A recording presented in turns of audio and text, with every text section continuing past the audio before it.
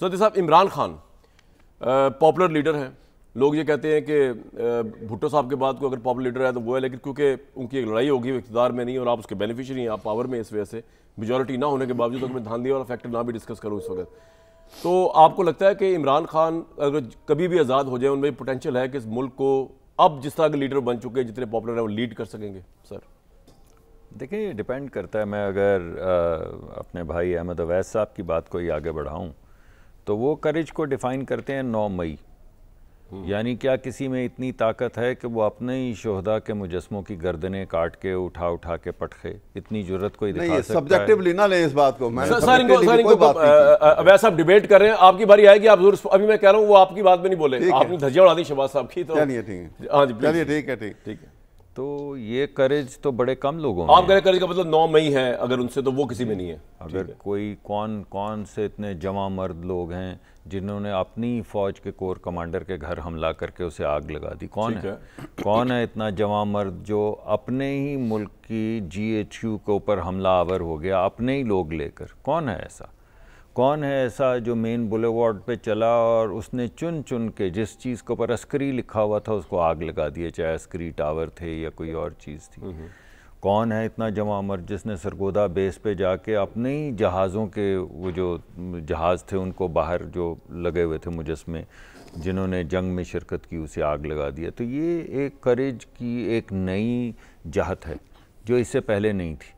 اس سے پہلے تو کریج اس کو کہا جاتا تھا جو چھاتی پہ دشمنوں سے گولی کھائے، جو سرحدوں کے اوپر حفاظت کرے آپ کے بچوں کی اور اس کے لیے گولی کھائے، اپنی جان کا نذرانہ دے دے. تو لوگ کہتے تھے بہت بہادر ہے. اب بہادری کی ایک نئی ڈیفینیشن جو ہے وہ تو آپ نے بتا دی. اب بتائیے جو کہ ڈیسیژن میکنگ ہے یا ویژن، وزڈم کی بات بتا. 2-3 چیزیں انہوں نے. جی. اب وہ جو وزڈم تھی سائفر لہرانے کی، یعنی باہر نکل کے جیب میں سے پاکستان کی جو خارجہ پالیسی ہے اس میں بے شک کوئی اور ملک سے ہمارے تعلقات جل جائیں مگر سیاست چمکے.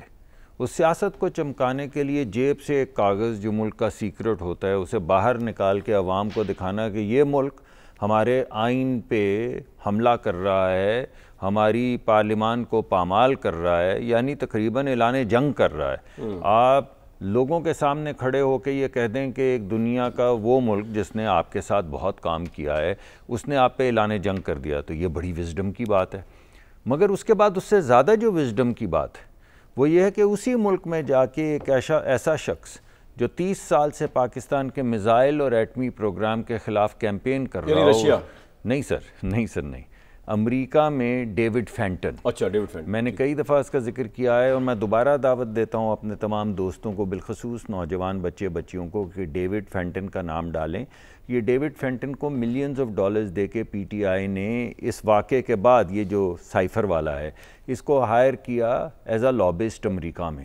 یہ وہ شخص ہے جو 30 سال سے پاکستان کے ایٹمی پروگرام کے خلاف اور میزائل پروگرام کے خلاف بین الاقوامی سطح پہ کیمپین چلا رہا ہے، پاکستان کا نام بھی لیتا ہے. تو یہ کم وزڈم ہے کہ پہلے یہ کہا کہ امریکہ نے ہماری پارلیمان کو پامال کیا ہے، پھر امریکہ میں لابی کرنے کے لیے ایک ایسے شخص کو جو 30 سال سے پاکستان کے خلاف کام کر رہا ہے، کیمپین کر رہا ہے، ملینز آف ڈالرز دے دیے.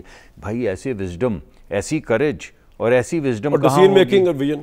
جی میں ابھی آ جاتا ہوں. اور وہ جو ڈیسیژن میکنگ کے حوالے سے جس مستعدی کے ساتھ انہوں نے وہ 100 ملین پاؤنڈز والا فیصلہ کیا، کس جواں ورد میں اتنی ہمت ہے کہ وہ کھولے؟ یعنی آپ یہ دیکھیں کہ کابینہ میں بیٹھ کے اپنے دستخط کے تحت اجازت دے.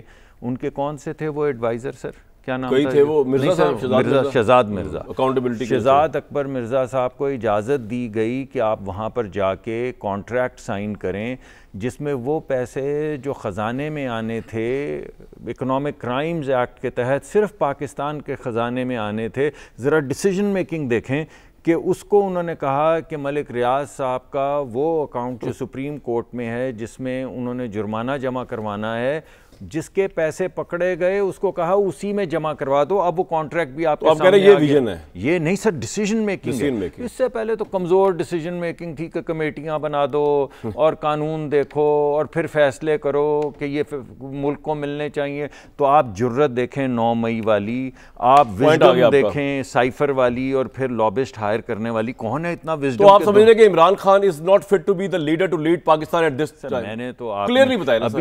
نہیں کلیئرلی تو میں اور کیسے بتاؤں. ٹھیک ہے, اور اس سے فرق نہیں پڑتا پاپولر ہیں یا نہیں ہے. نہیں پاپولر ہیں, ضرور ہیں جی پاپولر, لیکن پاپولر ہونے کا مطلب یہ تھوڑی کہ آپ جو مرضی جرم کر لیں. سر پوائنٹ آ گیا, یہ تو نہیں ہو سکتا. بالکل آپ کا پوائنٹ آ گیا. خیرہ صاحب اب انہی باتوں کو میں جی بتائیں. ایک منٹ, اب آپ نے شہباز شریف صاحب کو, نہیں اس میں آپ کی جب باری آئی. اچھا ابھی نہیں آئی آپ نے ان یا کو مریم صاحبہ کے بارے میں, وہ باری نہیں ہے. بعد میں پوچھوں گا آپ سے, پورا موقع پورا موقع دوں گا, اس کے بغیر آپ کو جانے نہیں دوں گا.